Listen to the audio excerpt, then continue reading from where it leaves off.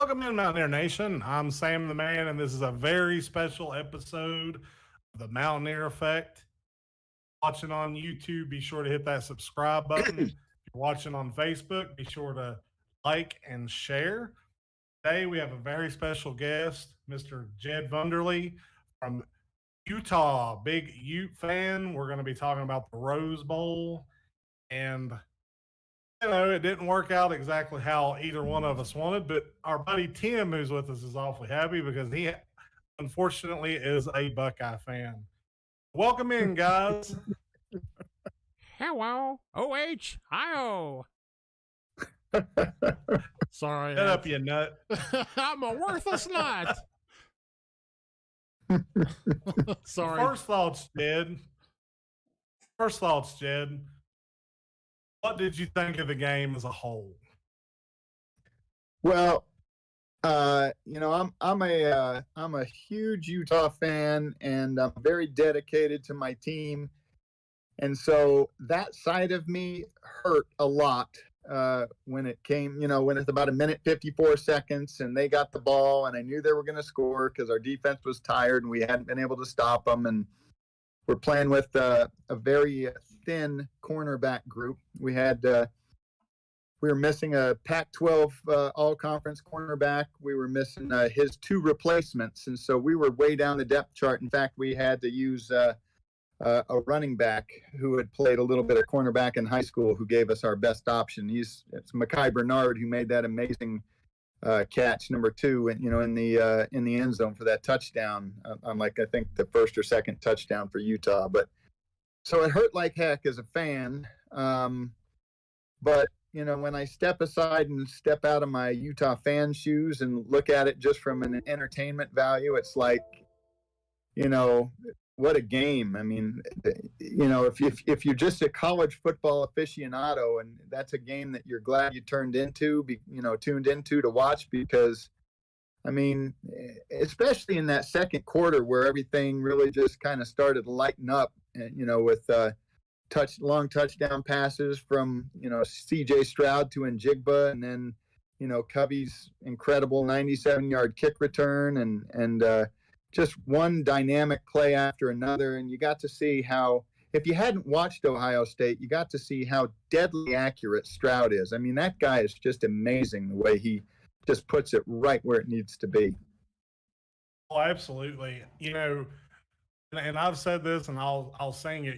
This was the national championship game that we deserve, and that everybody actually wanted to watch. Like, games like this isn't something you get to watch every day. It was one of the most exciting games I've ever watched in my life.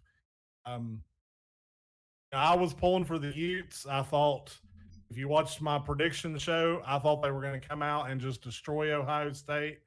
And, first half, I was I was feeling pretty good about myself. Ohio State showed me a resolve that they had that I didn't know they had. And I think when you're dealing with young teams, sometimes they have to show you that they're capable of those things. Utah is another really young team, and I expect big things out of them moving forward. Talk a little bit about their youth and, how that's going to play into the way they approach next year. Well, there's a couple of things. In Kyle Whittingham's press conference. He said there's about 70 to 72 players that are going to be coming back next year. We're only losing 13 players, and of them, 67 of them of our 85 this year were underclassmen, and most of them were the freshmen / COVID freshman types, and not sophomores. So and a lot of our starters were very young. So I think you're going to see, probably a step up in performance next year with another year in the weight room and in the strength and conditioning program. I also think I think we signed about 18 players in the early signing period, and a lot of them are, have a lot of potential, and some in positions of need. Like, we've lost both of our starting linebackers now. Both have declared for the NFL draft, and so we need to put in a couple of new starting linebackers. Kareni Reed will probably be one of them. He got a lot of playing time this year. We've got two freshman linebackers, actually three freshman linebackers. One is probably a little too small to play linebacker right now, but they're super high on him. And he had a list of suitors a mile long. And we have two other linebackers who are coming in addition to that one guy who's a bit on the light side, who were both also highly recruited. Yeah, we had Lander Barton, who is a 4-star linebacker out of local high school here. And he was being heavily recruited by both Michigan and Texas. And so, he ended up choosing to go here. And there's a lot of talk that he could be a day one starter. I'm not sure if he will be or not, because we have several other 4-star linebackers already in the linebacker room, kind of ready to step in and play.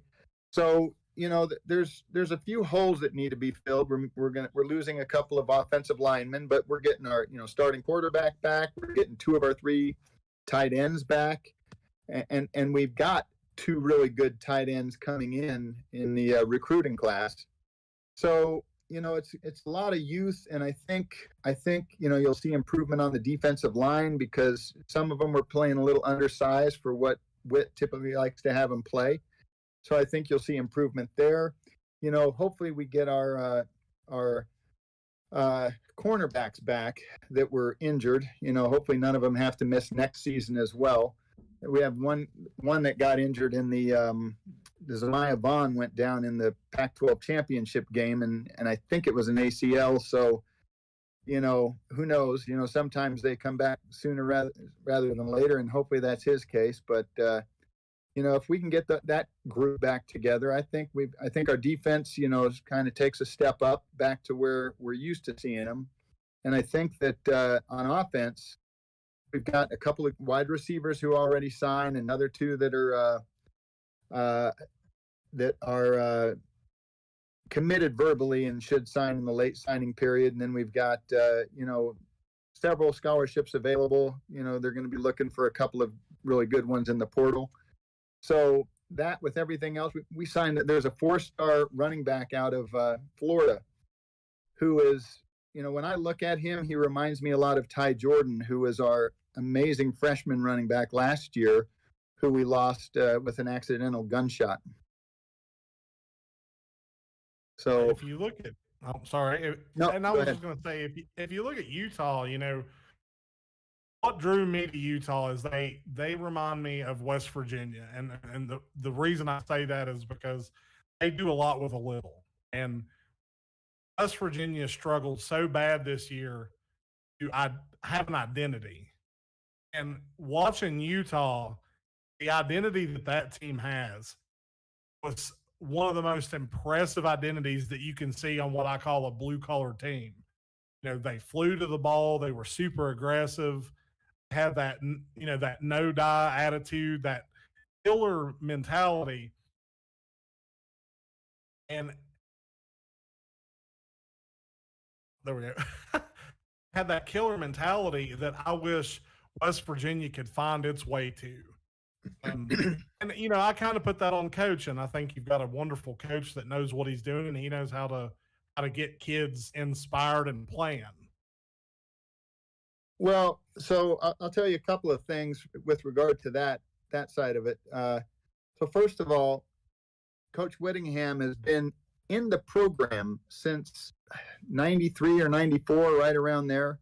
He started off as, I think, a linebacker coach. He was linebacker coach for a year or two. Then he became the defensive coordinator. And then from there, he was expecting to get the job when McBride was fired, who was a very beloved head coach, but kind of reached his potential, his ceiling.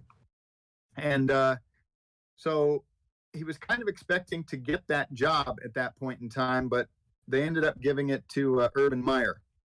And I heard Kyle Whittingham on a interview a few weeks ago, and he said, that was the best thing for me. He says, I thought I was ready, but once I saw how Urban ran things, he said, I knew I wasn't. And working for him for 2 years and learning how to be a head coach was the best thing that could ever happen to him. And then, of course, Urban moved on.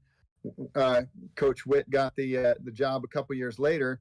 He's been our head coach since 2005. He was the acting head coach in the co-head coach in our first BCS bowl game when we beat up on Pittsburgh 35-7. So he's been around for 16, 17 years now, and so he's been able to establish that culture. He played linebacker in college for BYU. His dad played linebacker, and both in college and professionally, and so they're both very tough-nosed people. And Coach Whittingham has always been of the mindset that we're going to go out on the field and we're going to out-tough them, out-physical them. That didn't happen this game, but that is what the goal is every game. They always want to win both sides of the line of scrimmage. And yeah, they take a lot of pride in developing players because we aren't USC, we aren't Ohio State, we aren't, of course, Alabama and Georgia. Georgia's got, like, I think every position has 5 stars, players there. But so, like a perfect example of that, of how we develop players, is you look at Devin Lloyd. He was a 2-star player coming out of high school. He was a wide receiver and a safety. He also played a little bit of punter, but wide receiver and a safety. Our coaches found him. I think he might have had one other offer at the FBS level, maybe one other. And we saw him, and the coaches were like, I think with his frame, he's 6'3", I think we can turn him into a linebacker. He'll have good speed. He'll have ball skills because he played wide receiver. And so if we can get that at a linebacker, then that's awesome. Another example is, he's rated to be a top 15 pick in the draft. So tell me that's not, a successful way of that way we don't have to compete for a 4-star against, a lot of the other schools in our conference, not to mention nationally. Like I said, with Lander, who's a 4-star, Michigan was after him, as was Texas and many others, but he those two particularly were making it tough for us. But then Britton Covey, who you saw made about, 8 players miss on the tackle and 2 of them injured, running into themselves. He does that a lot because he's an amazing, amazing receiver, punt returner, kick returner, and he was a 2-star kid. He played quarterback in high school mostly. He did play a little wide receiver, but 2-star coming out of high school. And it was us and BYU, and he went to us. There was some little story about BYU, and I'm glad we got him because he's been amazing. We're going to miss him, but I agree with you that West Virginia is, and a lot of other schools, because we're not the blue bloods. We don't just get to show up and knock on their door and get their signature. Well, that's the thing. If you watched my prediction show and you read some of the comments, that's where the comments were. Everybody was just, Ohio State is going to beat Utah because they're Ohio State. I mean, that was what everybody was talking about. And sometimes when I make game predictions, I go out on a big limb. I'm not afraid to eat crone. I'm not afraid to be wrong. So sometimes that's good to get people talking. But, going back to Covey, he's the kind of guy that like New England, but he's the kind of guy at New England, the Patriots covet because he works hard. He's undersized. He's got a chip on his shoulder, and he does what he needs to do to play the game. And like guys like that are the ones that kind of fly under the radar, and then when they hit the pros, they shoot for the moon because they're better than anybody ever even dreamed they would be. And I think he's for sure going to be one of those guys you need to watch out for when he gets into the NFL. I think he's going to be a huge surprise for a team like the Patriots that like these undersized receivers. Well, you look at Cole Beasley, who played for the Cowboys. He's the same size as Covey. So, I don't care where he ends up. I'm going to cheer for him wherever he ends up, even if it's a team I hate, because he is, he's so likable. Any fan will love him to be on their team just because of the kind of guy he is off the field. Oh, absolutely. And that's the thing. The NFL, and we'll come back to college, but NFL, is more. Some of these teams are more in a money ball type situation where they look for these intangibles, and kids that are 2-star, 3-star kids. If you have intangible qualities, playing at a university like Utah or West Virginia or Cincinnati or somewhere like that, you may not get this huge national recognition, but the recognition that you will get, one, you're going to be beloved to your college forever. I mean, they're going to love you till the day you die. Two, you're going to get to improve your game to the level where when you get to the NFL, you're ready. You're ready to actually put the work in and have so many kids that, go to Alabama and Georgia and Texas that they look great on paper and those 5 stars look all nice and pretty, but hit the field and they have no idea what they're doing. And you see it year after year after year. Talking to the kids out there, I mean, looking at some of these smaller programs, you're going to get something from them that you're not going to get from the big programs. You might win a national championship. Whoop-de-doo. That's like this year, Alabama, Georgia, really, who gives a rip? Nobody, unless you are an SEC homer, yeah, an Alabama fan or a Georgia fan, you don't care. I mean, I don't care. My daughter and I, my daughter's a huge college football fan. She was a student manager for the team for a season, and and she has her own podcast, and so hers is geared more towards college football in general, and of course mine is, my YouTube channel is more about just Utah sports, but we talked about that, and we both just hate the fact that it's a rematch of the SEC championship. Yeah. And it's like, ooh, big deal. Who cares? Maybe the South, maybe the SEC, but and yeah, I think I'm going to watch it, no question, because I'm a college football fan, and I'm going to root like heck for Georgia to win just because we've seen enough of Alabama winning.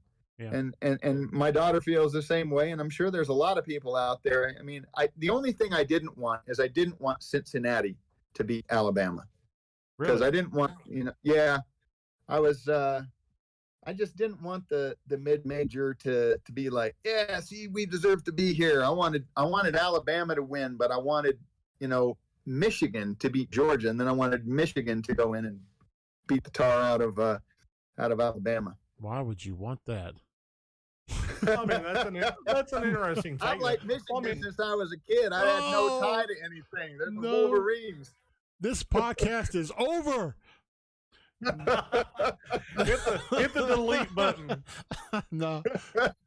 Yeah, I was kind of. I like Ohio State too. See, that's one of the things with when you're not invested in terms of like being an alum or anything like that. Yeah. When you're just a kid growing up, and like I didn't, my parents both graduated from Utah, and that's why I ended up going there. And then of course you fall in love with it, because you put your heart and soul into it, and you have friends that are on the various teams and whatnot. In my case, I played a lot of basketball with the players who were playing, for the team then. So then you get really invested. But my my thing growing up, it was like, to me, I like both North Carolina and Duke in basketball. And that's like, what? How do you do that? And I like both Ohio State and Michigan in football. How do you do that? Right. Well, you don't if you're like tied to one of those. But when both teams are really good and they have fun players to watch, like Desmond Howard up at Michigan, and all the players that have gone through both of those schools, when you're not emotionally invested and you just love watching good college football, you enjoy both of those teams. Yeah, I mean, I was. That's why Tim's an Ohio State fan, is because he's got ties to Ohio State. Didn't you used to like scrub their jock straps or something, Tim? Hey, I used to pick the nuts off the tree. You know what? I'm leaving. Y'all go ahead. No, I'm kidding. But you were saying, Jed, you were pulling for, you didn't want Cincinnati to win. I was kind of on the other end of the spectrum on that. I really wanted Cincinnati to win just because I think the college football playoffs, I think it needs a big, something needs to be shaken up, if that makes any sense. With Michigan being in the playoffs, that was a nice little change. Cincinnati finally, a team from a non-Power 5 conference made it. But I was hoping. I mean, Alabama wasn't impressive. It was only 26-6, right? I think. Right. It wasn't impressive. So, but I was just I'm wanting a shakeup, something to stir, something different in the college football playoffs. Just because, gosh, how many times has Alabama made an appearance in the playoffs? 12 times out of. I don't even know how long the playoffs have been in. Let's see, since 08. 8, 9 years, something like that. Yeah, like that. Yeah, I don't know. It just. No, I know. And we got to shake up with Clemson not being in it this year. Yeah.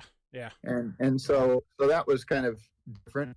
My thing was, and I was a little bit torn. I was a little bit, to be honest with you, it was my conviction wasn't 100%, but it was darn close to it.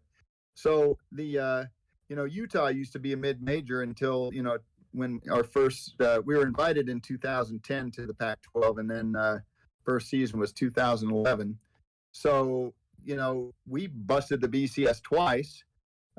Once in 2005 when we beat on I think it was New Year's Day at the Fiesta Bowl when we beat Pittsburgh, and we were all disappointed we didn't get a more highly ranked team to play against there.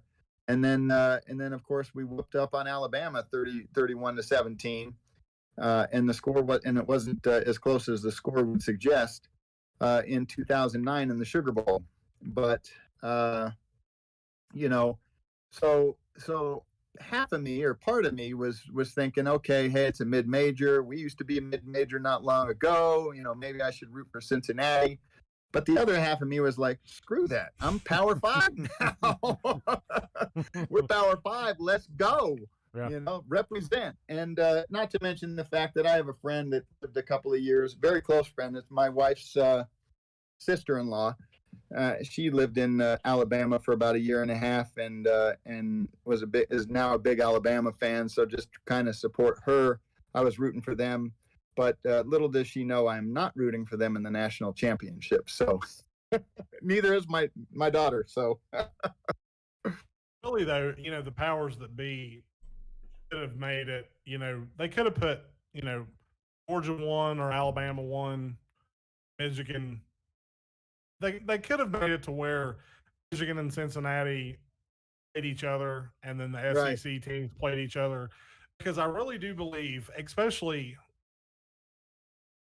I don't want to say count Michigan out, but I think if Michigan or especially Cincinnati, if they would have a ramp-up game coming from a mid-major playing a Michigan team that would challenge what they do, they would have had a better shot if they had beat Michigan to go on into the national championship and actually have more of a I don't want to say it wasn't a good competitive game with Alabama, but it would have been even better having that ramp up game. Like I really get agitated with the SEC love, and I'm be the first one to say the SEC deserves it. They do deserve the love. They absolutely do. Well, But that's another thing that. What was that? I was just gonna say something. Be it the portal, be it whatever, has got to shake up college football a little bit. Yeah, that's one thing that again my daughter and I were talking about is that you know, up until the college football playoffs, the SEC was 0-4, and then maybe even can't maybe 0-5 even, but at that point, but whatever it was, they weren't showing up very well, and then of course the two SEC teams won in the CFP, so now it's like that nullifies the 0-4 start to bowl season for them. I think they actually had, I counted, they had 12 bowl games, not in 11 or 12, I think it was 12, not including the championship game, because it was there was just the ones that were guaranteed because they hadn't played the CFP games yet. So, but I'm with you. I'd like to see it shaken up a little bit. I think the powers that be, their biggest problem is that it's still a darn 4-team playoff. It needs to be a minimum of 8, in my opinion. But yeah, I think 8. We don't have any power. I think 8? Yeah, I think no less, no more. 8 would be just perfect. It would give those mid-major teams a shot, and then there you go. We don't have to hear the whining anymore. Yeah. Well, but something you have to consider too with bowl expansion is how do you make it worthwhile for these kids to play, extra game, 2 or 3 extra games, or build it into the, how do you build it into where kids aren't, setting out games and completely just, we don't really care, because I can't imagine a kid setting out like a championship game or something like that. But I think it's coming. I think it will eventually happen where you're going to have a quarterback or a running back say, my draft stock is so high. Why would I play in any bowl game? Yeah. And I think that's coming. And that's my hang up with that. I want to see bowl expansion, but how do you make it worth kids' time to invest in that? I think that I think the Rose Bowl is a perfect example of that, where you had Garrett Wilson and Chris Olave, and then a couple of other players sitting out. Those two were kind of like the primetime players, though. Yeah. And when you look at that, and so many people, and I think you might have even talked about it on your show, that it's the frickin' Rose Bowl. How do you sit out the Rose Bowl? I don't care what you think your draft stock is. It's the Rose Bowl. Mm-hmm. But I think the Rose Bowl, unfortunately, has lost a bit of its luster when it's only a New Year's Six Bowl and not part of the CFP. In the years where it's part of the CFP, then it's the Rose Bowl and it's part of the CFP. And so I think that, I would like to hope, me being kind of the eternal optimist that I am, I would like to hope that, if we expanded it to 8, and I know a lot of coaches are talking 12 to 16. I think 12 is kind of on the dumb side, because then, it's like, you have whoever makes it to the finals or that last round is going to be playing an extra game. And it's like, why not just 8 or 16, one way or the other? But regardless of whether it's 16 or whether it's 8, at that point, you are on the road. You're invited to that elite group to play for the national championship. And if you're going to sit out a bowl, one of those games, you're nuts. Yeah. I agree. Like, the Rose Bowl is, it's a special game. It may not be to the younger guys, but to us guys, like the Rose Bowl is the granddaddy. It is the granddaddy of them all. And it is, literally. Utah and Ohio State, like this was the game that was for me was the most interesting to watch from all perspectives. But you had players setting out and like that's why like I think this game is going to be one of those that's going to be talked about for years and years and years to come. Not only because it was such a good game, but because of the outliers that came out of that game. Kids setting out, kids getting hurt, and guys playing out of position. You got one team that has starters that don't want to play, and then you have a running back playing safety just so you can field your defense. Like it hits on so many different levels of why it's such a great game, and it deserves to be. To me, it's the best bowl game of the season. There's not going to be anything that can happen that's going to top that. And I think like that's the kind of football I want to watch. And we're getting so far away from that, that it's almost sad. Like it's starting to cheapen college football just a little bit. I agree. One thing that having beaten Alabama in the Sugar Bowl in 2009, we heard the excuses from Alabama. Oh, well, we didn't really show up because we were disappointed that we weren't playing for the national championship. It's like, I don't care. You're competitors. Go on the field to win. Why would you put your pads on and not go on the field with your whole heart invested in that game? You're going to play anyway. I mean, everybody on Alabama played that I know of, and they had like a Julio Jones was their receiver. Yeah. And it's like he played. So why in the heck, if you're going to step on that field, why wouldn't you go to with 100% heart? And I get it, that sometimes your emotions get the best of you, and they're still down and whatnot. But that was my fear going into the Ohio State game. I didn't want, first of all, people were saying, oh, well, the Ohio State's got a couple of players sitting out. And I loved that a lot of knowledgeable sports people in the media, like Yogi Roth in the Pac-12 said it a couple of times, and I heard a few other people say it as well. But they said that, what?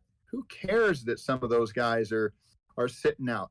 Right behind them, they've got a couple of more 4 or 5 star guys waiting to get their chance. And, Marvin Harrison came in and had a really good game. Yes. He made several good plays. So, and I think I was told, and I'm not sure which one was which, but one of them was like the two main backups. One of them was like the number 1 receiver in the class. And then the other one was like the number 20 receiver in the class. Both far higher than any receiver Utah has on their squad. So, and Marvin looked awesome. I'd be like, I would love to have that kid on Utah. So I didn't want to beat them without them playing 100% and making sure that, there was going to be no excuses from the Ohio State side or anybody else that didn't like Utah that was trying to downplay our victory. I would rather lose in a game like that and have no excuses from either side than win and have all sorts of people say, well, but so-and-so. It's like, well, we had a lot of things happen too. We were missing a bunch of DBs. We had our starting quarterback go down, get knocked out of the game with about 9 minutes left in the game. Had to bring in a walk-on who still got a touchdown for us. Yeah, and so that's a good point. Like when you mentioned the Sugar Bowl, when you guys you said you beat Alabama, right? So 31-17. Yeah, see that's the difference. These players like who go to Ohio State, Alabama, the big huge schools, this is the trap they fall into, is that they rely on the clout or the name of the school just to kind of get them by. If that makes any sense. Okay, we're going to a bowl game, we're going to play Utah, we're Alabama. We don't really need to have that much heart to beat this team, which in reality, you got a team like Utah who played Ohio State the other day like rabid dogs. All season long, they've, like Sammy's been watching them, been very physical. And that first half, Utah just blew them out of the water. Yeah, and Ohio State made some good adjustments, but I think a lot of teams like that really get trapped in being in the false illusion of who they are, if that makes any sense. We're Ohio State, so we don't need to put in as much effort as the other guys, and that's a very dangerous trap to fall into, because you got teams like Utah that will take every advantage of it and then expose, and just there you go. Well, and there's a number of teams that have done that. Like Boise State did it a couple of times too, and once against Oklahoma. And I think you're right that some of the blue bloods just think they can show up and win, and they're going to win. I mean, you read seriously, like, and I'm not, talking down to anybody that comments on my podcasts or any of the videos, good, bad, ugly, I don't care. Like, you can read comments from the fans, and which fan bases think just because we're showing up, we win. Like, there are fan bases that believe that. Like they believe just because we're in it, we're going to win it. Right. And sometimes that's just the way the cookie crumbles. It does. But talking about Alabama and having 5-star backups and all that. That's what excited me about the portal the most is these kids where you're 5-star deep at running back, and your starting running back's making all this NIL money. Eventually, what's going to happen is the backups are going to be like, man, I can go to a smaller school, play, start, make NIL money, and not have to sit on the bench and wait to get in. I think as the portal and the way it's used evolves, you're going to start seeing talent dumps from these blue bloods. These kids, they're not going to want to sit and wait anymore. They're going to be like, they may go in for 1 year and the starter's going to come back next year, and they know that they're not going to beat him out of a job, so they're going to go to a smaller school. And I think in time, give it enough time, that's what I think we will see happen. Mm-hmm. I can't wait for that to happen. That's going to shake everything up. There needs to be we need a redistribution of talent. Yes. I mean, big time. I think it'll be. I think it'll be interesting when stuff like that happens. I think it'll be interesting to see is, because you have flops too. You have guys that were rated 4 or 5-star that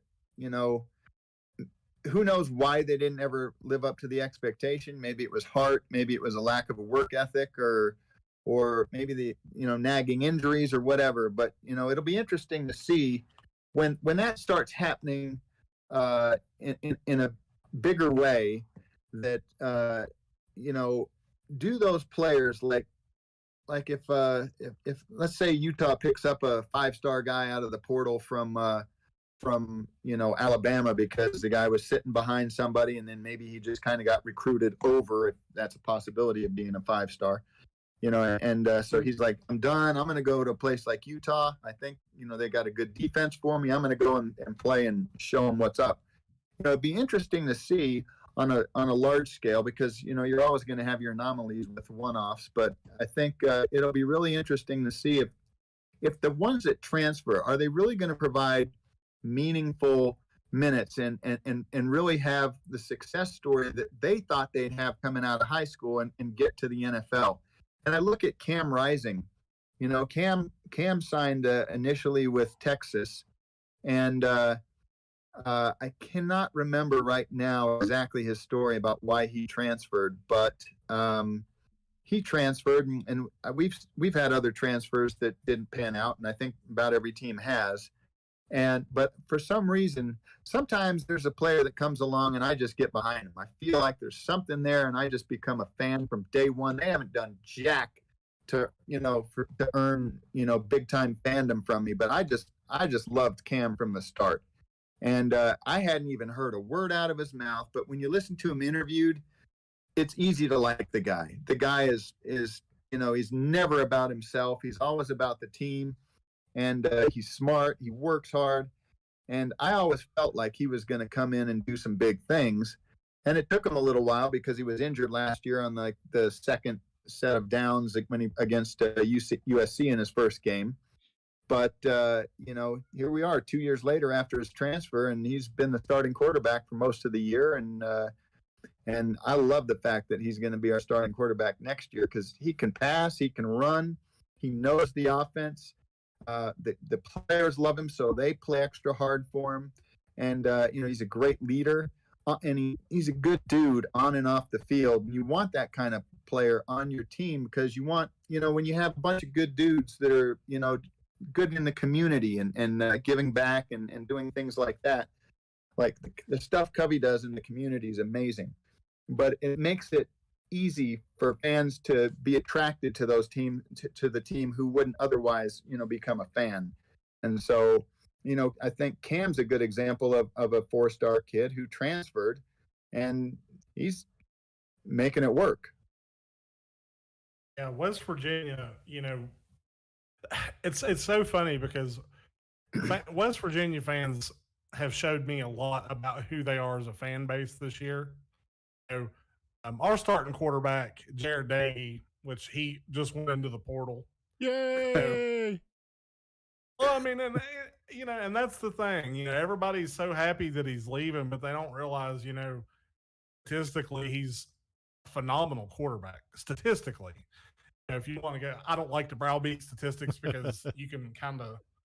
I mean, statistically, he's a great quarterback. He had a bad year. He does have some deficiencies in his play. It's like he's such a good kid, so well spoken. He loves West Virginia. The fan base just absolutely despised him, and I just don't understand it. Like, it's not like West Virginia's knocking on the door for a New Year's Six bowl anytime soon or play for a national championship anytime soon. It's like, why put this kid through that? I mean, my question would be for him, like, did you go into the portal because of the fans? I would like to have an answer to that. I wonder if how much the fans had to do with that.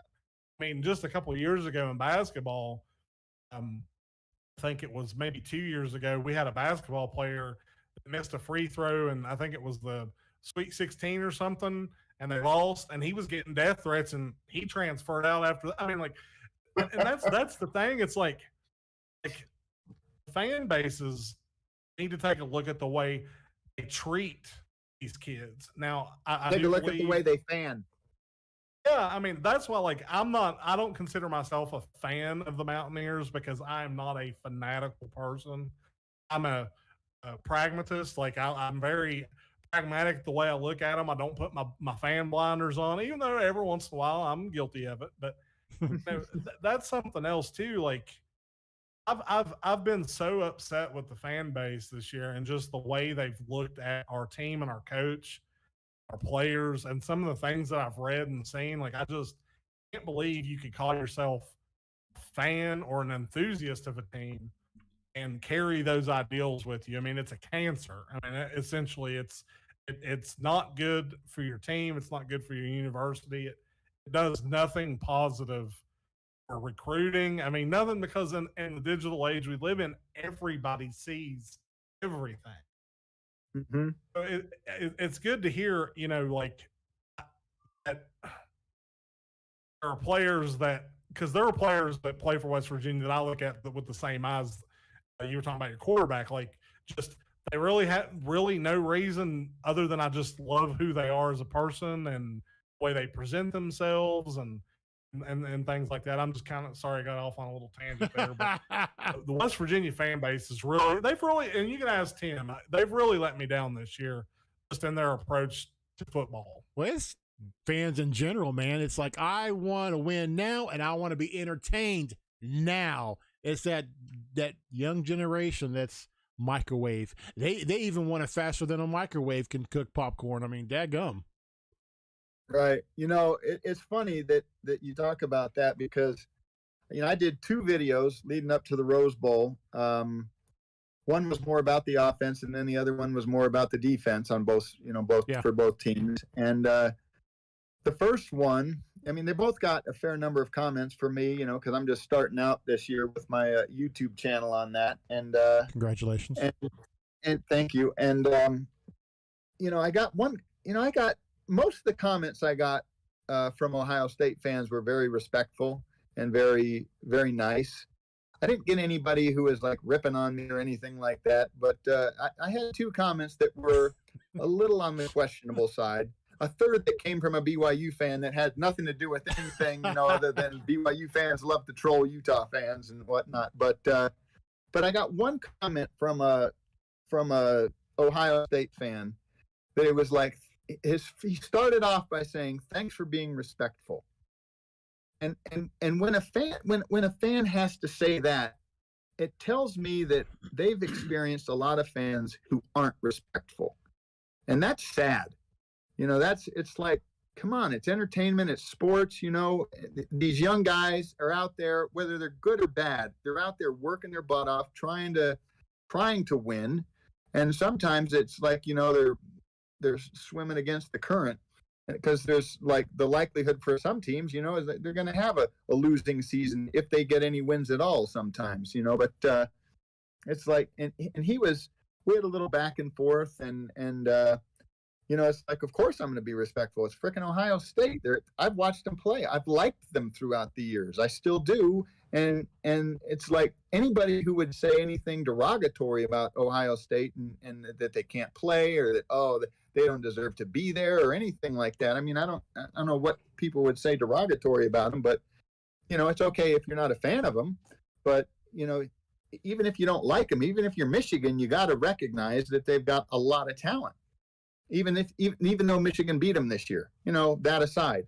But so it's funny because that same guy, after they won, he messaged me, on YouTube right away, and he said, "Hey, that you guys played awesome. You don't have any reason to hang your heads." Of course, fans are probably hanging their heads. I mean, I know that a couple of Utah players were crying because they fought so hard and lost, and I get that, and good for them that they were that emotionally invested in it. And then of course you're going to have your fans that are whacked out because we lost, and fire the coach and all this kind of thing, but he said that was a great game. He says you guys played great. He said I wasn't sure who was going to win until the final buzzer went off, and he said I'd be saying it was a great game if Utah won, because it was awesome to watch. Sure. Just so much excitement and whatnot. Just kind of like how I am. I mean, it's like I literally was over it before the game ended, because at 1:54 left on the clock, when Ohio State got the ball and they on the kickoff return, they ran it back to like the 40-something. I was like, okay, now they've got a short field, and the way they've been moving the ball, they're definitely going to score and win in regulation. It's like, it's done. It's over. It's like we have no chance. And so I kind of resolved at that point that if some miracle happened and we won, then woohoo. But, okay, we gave it a heck of a battle. There was a lot of great plays on both sides of the ball. And, I was entertained. And I feel bad in a game like that. I feel bad for the players on the losing team, because man, it's like I'm normally like, you earn what you get, but at the same time, in a situation like that, man, it's hard to want to say, hey, you get the trophy and you get Jack because you lost, because it was such a great game for everybody and all the fans. I mean, you had to respect the plays that were made on both sides, from both teams. Yeah, and Jed, and that's the difference between. There's two types of fans. You got the guys like us who respect the game in every facet there is in football. We love the game of football. Even I'll tell you, when Michigan they were a better team this year for against the Ohio State game. They were just a better team. Then you got your other fans who you said, like, I'm glad you respect us, and we're at a point where people are having to say that now, because there are a lot more fans who invest everything they are personally into. They actually think they're a part of that team. It's like, that is my team. They say we. I've never seen you on the sideline. I've never seen you wear the numbers. I haven't seen you dry the balls. But they approach the game like that, where that's my team, and I put my heart and soul in them, but in reality, all you're doing is just watching the game, it's just a different approach to the game of football, where Sammy and I and we respect it. I don't care what team it is. Alabama can suck it. But anyway, but no, we respect every facet of football. I love the game. I love how emotional it is.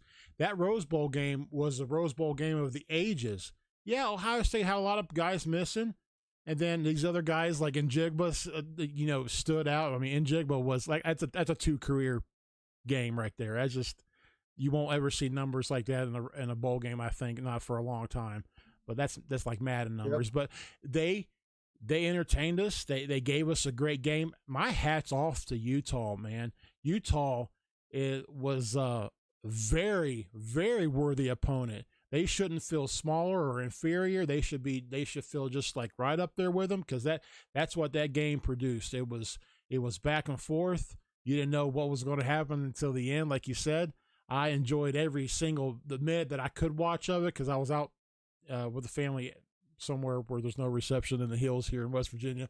But I enjoy. That was a very good Rose Bowl game, and the Utes, they're a tough team, very good team. Yeah, I say we because I contribute a lot to the athletic department, so I take a little bit of ownership with that. But that's different. We understand that. Well, that's something.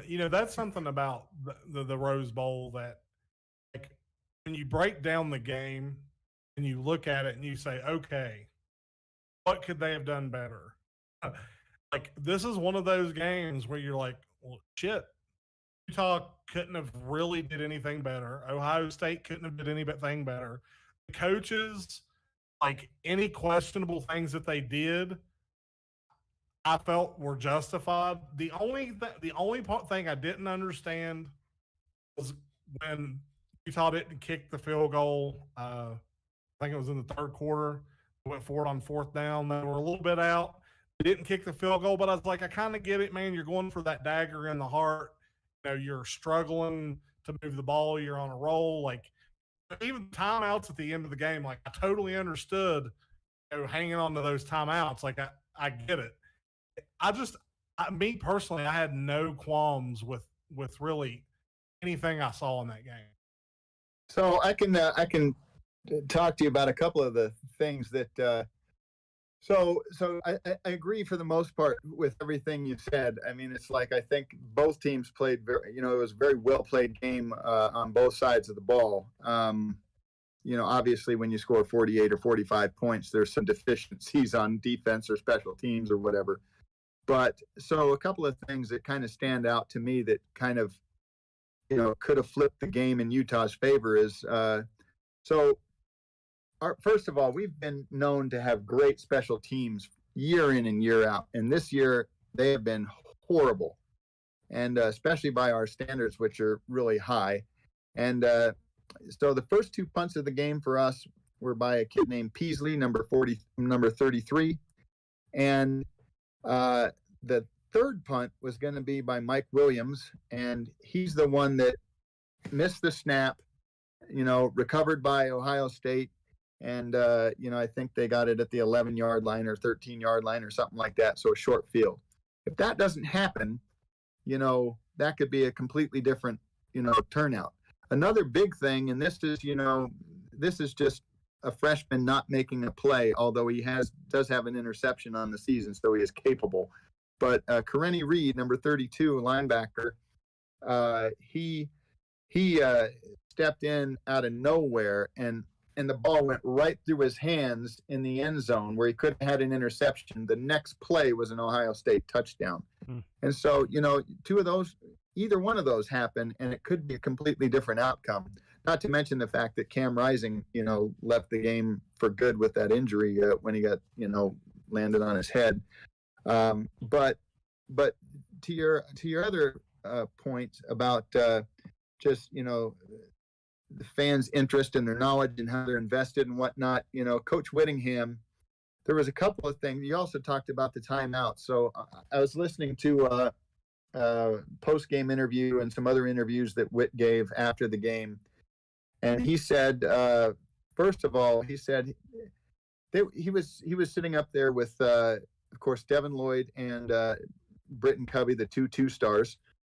And and some guy asked him, one of the media people asked him, so what is it that makes you love football so much? And the kids answered first, and the young men who are both going to be playing in the NFL in my eyes. And then it got to Witt. And Coach Witt said, well, it's just and the player said it is the ultimate team game. And that is true. And you have the brotherhood and everything. But Witt said, not only is it the ultimate team game, but the strategies within the game, because you can game plan all you want, but you're going to have to strategize and make adjustments in game. And you never know what you're going to get when things like Cam going down, and your backup as a walk-on. And so there's things like that it's really hard to strategize around. Sometimes you can say, okay, this is what we think they're going to do on offense. If they don't do that, we're going to try, something else. Like we played zone defense on that because of how our secondary was injured. Our cornerbacks were injured. So we tried to go with zone, and that obviously didn't work out worth a darn. But we really didn't have the personnel to go man, although we did go man on occasion. The other thing he said, he was also asked about the timeouts at the end of the game. And he's like, well, he said, if we had gotten them behind the chains, we would have used a timeout. But we never got them behind the chains. Every single time, they had a first down, they would get 7, 8, 9 yards or a first down. And it's like, then we're only helping them because they only had one timeout. And so if they had one timeout left and we got them behind the chains, then we could call it with the idea that we're probably going to be able to stop them. And then we want time enough for us to go down and score. But he said, other than that, it was just helping their cause. Yeah. And I picked up on that immediately because I was like, just give them a 2nd and 6. A 2nd and 6, and then you can call your timeout, and that'll be the game, right there. And they just can get them behind the chains, and I don't know. I was just really impressed. I mean, it was an amazing. Like I said it 1,000 times, and I've watched the game a couple of times now. I mean, it was a great game. I mean, it's one of those games that I wish the Mountaineers could be in a game like that and show the gumption that Utah showed in that game. We're just not there yet as a program, but I think they're looking at these teams like Utah, and I look at them that way because I look at them as more of a blue collar school, kind of like West Virginia. They do a lot with a little. What could happen here if fans just give the coach time to get his guys in, implement his program, and then let's go from there. I mean, we've had people, Neil Brown's in his 4th year, and we've had people wanting to fire him for 2 years now. I mean, it's like, you got to give the guy a break. He's my age, 40 years old. Like, give him some time to figure things out. And and sometimes the portal doesn't help, because you want to, when you're just trying to start to develop that culture, you need players to stick around and to be like in our case, we call them Utah guys, and it's like, or Utah man, are you a Utah man, and it's the kind of player that's gonna, they're not gonna bail on their team or their brothers. They're going to stick around, and they're going to say, okay, hey, I'm one snap away from playing for this guy. Not that they're hoping that the guy's going to get injured, but that's the case a lot, that, if guy gets injured on the next play, next man up. And that's always been Witt's mentality. It's always next man up. He always says, yeah, we had guys that were injured in the secondary, but it's next man up. We got to play with what we have. And it's, it can't be built on players that are thinking individually. In fact, when we were watching the Ohio State game, and this is no disrespect to Ohio State, Michigan does it too, and other teams probably do it as well. And I've always noticed this since I was young. They always had those stickers on their helmets for, making a great play or whatever it is that they get the stickers for. And somebody that I was watching the game with said, look at their helmets. That's all about individual accomplishments. Whereas the Utes don't have anything on their helmets because they're all about the team. And I'm not saying that Ohio State isn't also about the team and isn't, there to support each other and work hard. And as a team, we obviously see that they did a great job of that on Saturday.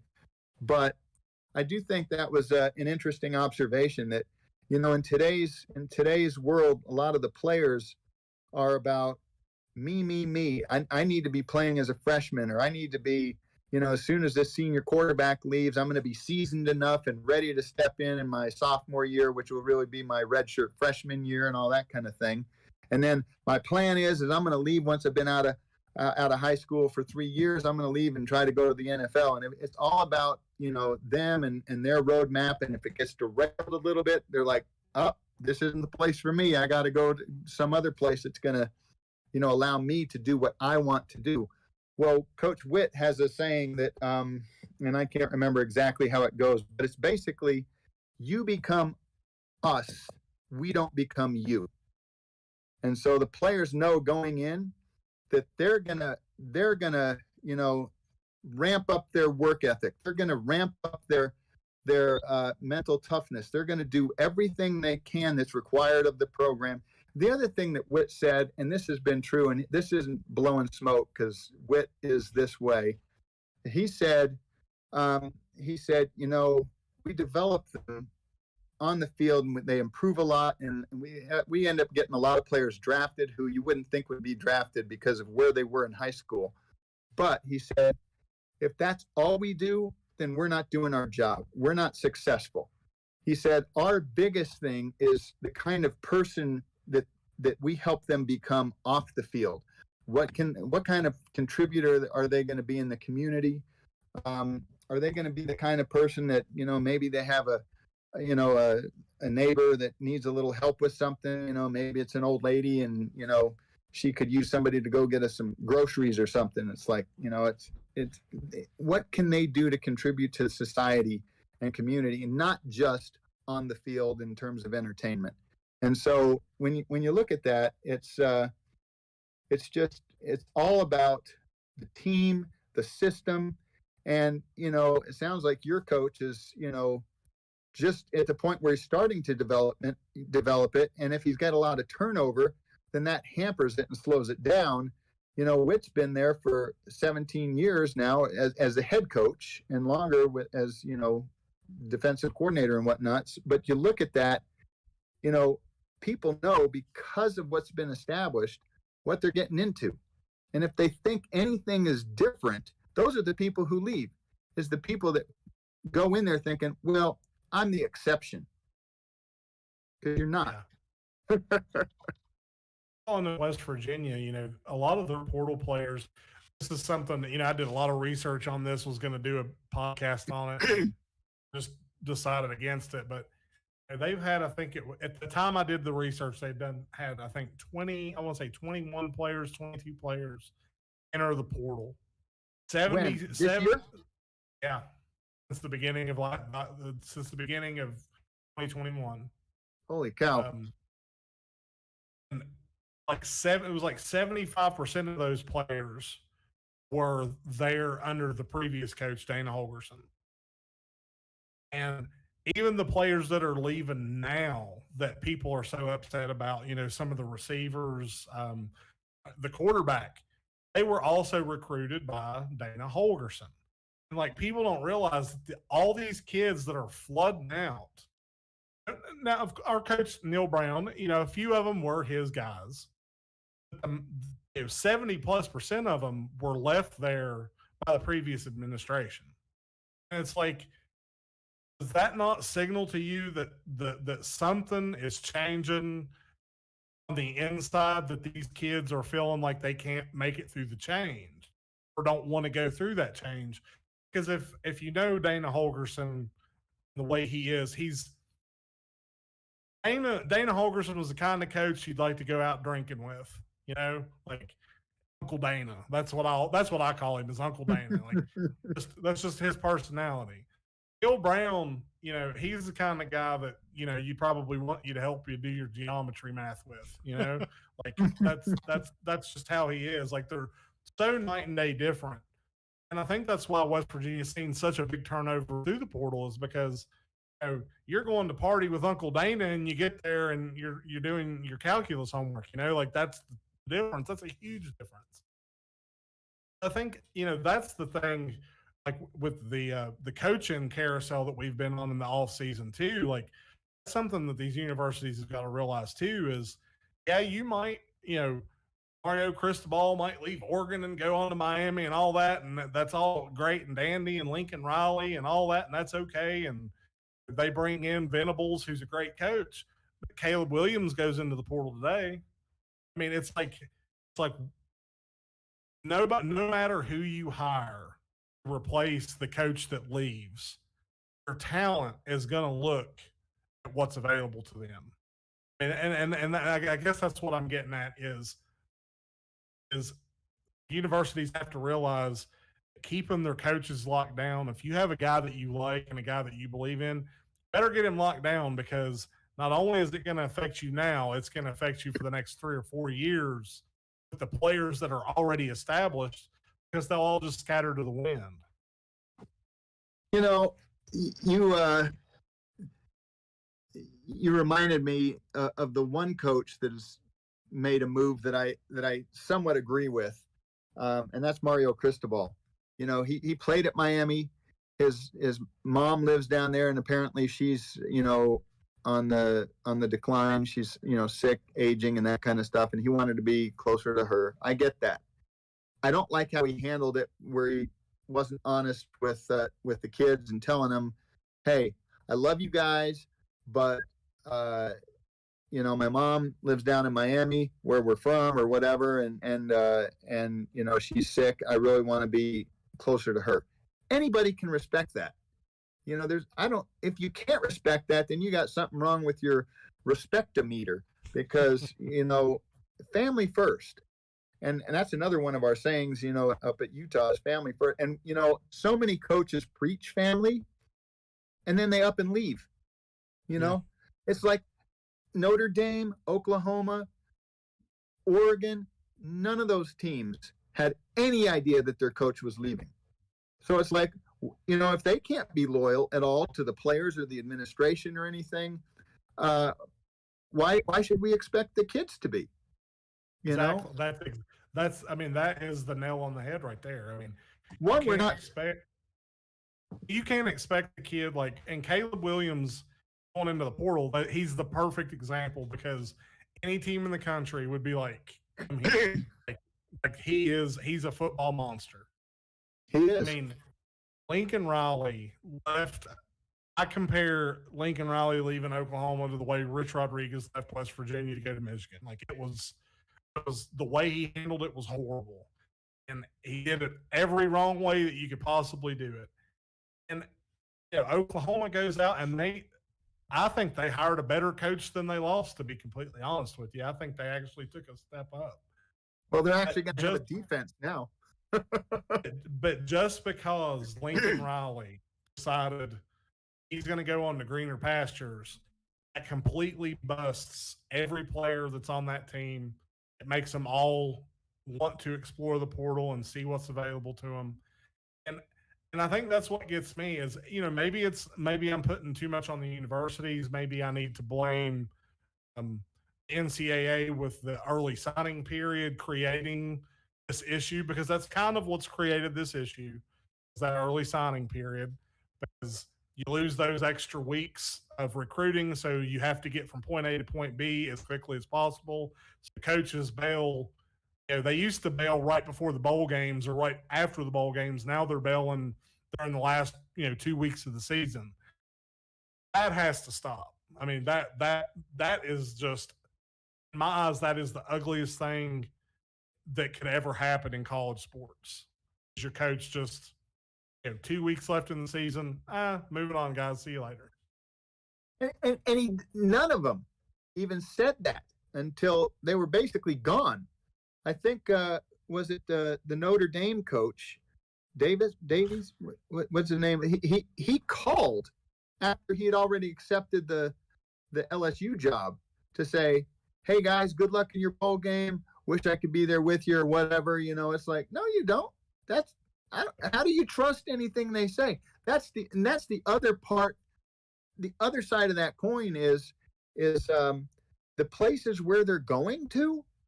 You know, how does USC players, people who are being recruited by Lincoln Riley, ever trust him? How do the people at Miami, the players that Miami's recruiting, ever trust what Mario's going to say? Other than the fact that, yeah, he does have family down there. And, you know, because if you're going to be a coach that doesn't have the integrity to say, look, I love you guys. I appreciate everything we've been through. We've fought a lot of great battles. But in the end, I feel like this is a better spot for me. This position that I'm about to take is a better spot for me. He said, you know, and just say stuff, one, from the heart, because if it's not genuine, they aren't going to believe you, and it just make the situation worse. But the other thing that needs to be done is that if you don't have integrity at your current spot, you're gonna change your stripes at the next spot. How do the kids that are being recruited by him believe what these coaches are saying?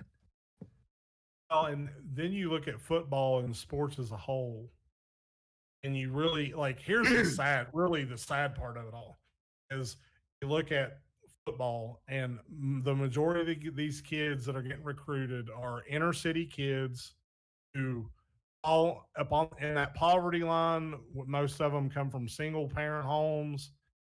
And you have this coach coming in promising you the world and that they're going to be there for you and that they're going to see you through this and they're going to help you make it. And then a year later, they skip town to make $2 extra million a year. Like to me, that's the saddest part of it because some of these kids, they need that kind of mentorship and they need that kind of, I don't want to say father figure, but in a way, a father figure. Because if you played football, we all have coaches that we look at with those eyes. And all of a sudden, they just completely rip that out. And it's not, that part of it is what is truly, to me, the most disturbing part because you're taking kids that have been let down so many times in their lives and you're just doing it again. Mm-hmm. Doing it with completely reckless regard for what it's going to do to them psychologically.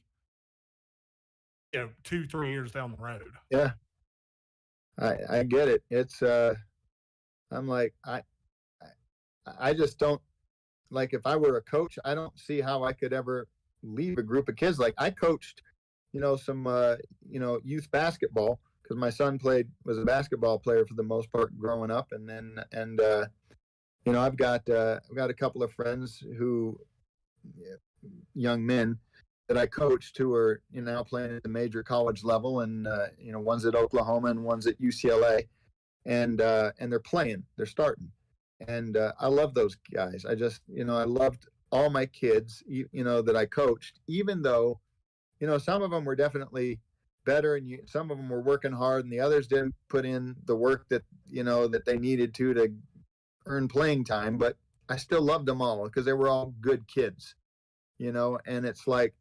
I don't see how I could ever, leave them if I was in a situation that was like more permanent than just being a youth basketball coach. But it's like because even for just a season, a short season like they are, you develop loyalty to them and some trust. You trust that they're going to show up and play as hard as they can. And they trust that you're going to try to help them, develop their skills and whatnot to maybe move on to the next level if that's what they want to do. And it's like magnify that times 100 or 1,000 or whatever at the college football level. And it's like, I'd be so invested. And Coach Witt is that kind of coach. I mean, he is so invested. It's like, there's been players that have transferred into Utah. And they've said this because Witt always preaches family, that the team is a family. And there's been several players that I've noticed that have transferred into Utah from another big program, like Cam Rising from Texas, and also one of our backup quarterbacks, Jaquindon Jackson, and then and some other players, over the years, and even I think a few this year, like TJ Pledger from Oklahoma, and there was a wide receiver from Oakland, Theo Howard from Oklahoma, and one or two other players. Every one of those players has said, when the coaches show up at your door to recruit you, they talk about, hey, we're a family, blah, blah, blah. And I've heard Pledger say it, and I've heard a couple of the other players say, other programs preach family. They said it's nothing like it is at Utah. It is literally family. And that makes me feel really good because, it shows that the integrity is there, that they really do care. And it's like I said, what Whit said is that, if all we're doing is developing them as players, we're not doing our job. Oh, and I think that's awesome. That gives us guys out here in the East a team to root for in the Pac-12 because I've said it before. Like I've talked about how boring the Pac-12 can be, but watching Utah this year gives me a direction to look for coming into the Pac-12, and I hope Utah moves up. I hope they come out next year and just do what we know they can do, and move on to a bigger bowl game. I'm not going to say it, but move on to a bigger bowl game next year. It's time for the blue collar teams of the world to win one, and West Virginia ain't going to do it anytime soon, so it might as well be Utah. Well, here's right after we lost that game, I wanted a rematch, and my rematch that I want is I want to play Ohio State next year in not just a New Year's Six Bowl, but in a CFP Bowl. And hopefully we can, give them the same kind of game, in terms of entertainment factor, but hopefully it's the other team winning this time. I will say this. If you look at Utah, if Utah had gotten off to a better start this year, the fabric of what has happened and the way it's all played out, is you lost two very winnable games. Teams, West Virginia is synonymous for slow starting. I would imagine Utah probably start slow too. You win those two games, Utah wins out. You put them in over. You definitely put them in over a one-loss Michigan. Make the argument to put them in over Cincinnati. I would have loved to have seen Utah play Alabama or Georgia to see I would like to see what that looks like, because physicality-wise, Utah, it may not be the biggest bunch of guys like Georgia, but they're the scrappiest bunch, and I think they would give any one of those teams all they would want. Sure. Well, and hopefully next year our depth is a little bit better, and we're not injured at a few key places, and we can, because that's the hope though. Is like I don't want players on the opposition to be out. I always want to be playing them at their best, so that there's no excuses, and if we lose, we lose. It happens. There's upsets, and whatnot. So my hope would be that next year we're a little more a little healthier than we were this year and at this time, and whoever we play would be would be relatively healthy, as healthy as you can expect by the end of a long football season, and we play a great game, and if we win, that's what fans want. But if we lose, hey, at least we made it that far, and hopefully give them a competitive game. So, Em, do we have any questions from the peanut gallery? Oh yeah, we got a few watchers, but there hasn't been any questions. No, not tonight. I think we've had a really good conversation. I think Utah's picked up a couple more fans here, me and Tim both. Yeah, definitely. I've really enjoyed you coming on. I'm glad we got the opportunity to sit down and talk about really all things football. Let me just make sure you're talking to them. But anyway, guys, we're going to go ahead and sign off for the night. Be sure to go over to Jed's page. He's got it right there on the screen. Go over there and give him a subscription on YouTube. Puts out some great content about Pac-12, Utah football. If you're interested in what you saw against Ohio State, and I don't know if you like football, you have to go out there, subscribe to his channel, watch his videos. If you're watching right now on YouTube, I'll take a subscription if you got it. or thumb up or thumb down. I don't care, one or the other. If you like what I say, great. If not, that's okay too. Love you, If Jed. you Watching really on don't like YouTube. what he says, give him 2 thumbs down. Yeah, love you, Yeah, Jed. hey, I'll take 10. Watching on YouTube, on Facebook, guys, give me the share and a thumbs up. But this is Sam the Man with Tiny Tim and Jed Wunderli here on the Mountaineer Effect. I'm trying to find you a nickname, Tim. That's all right, man. Nutty Tim. Oh There we go. gosh, hey, Jed, thank you for coming on, man. Yeah, but thanks for having me. It's been fun chatting with you guys. You guys, you know, I like Ohio State all the more now because of you, Tim. You're obviously a good, respectable fan, and so I appreciate that. And Sam, it's been good, you know, going back and forth with you over the last few weeks, you know, on the various videos and tonight. And I'll be keeping an eye. I've always liked West Virginia. I always thought they were a good team, you know, that both football and basketball. And I always keep my eye on them anyway, but a little more so now because of our conversation. So go Mountaineers, go Buckeyes, and go Utes. Go Utes. On that, this is the Mountaineer Effect. I'm Sam the Man. Thanks for tuning in.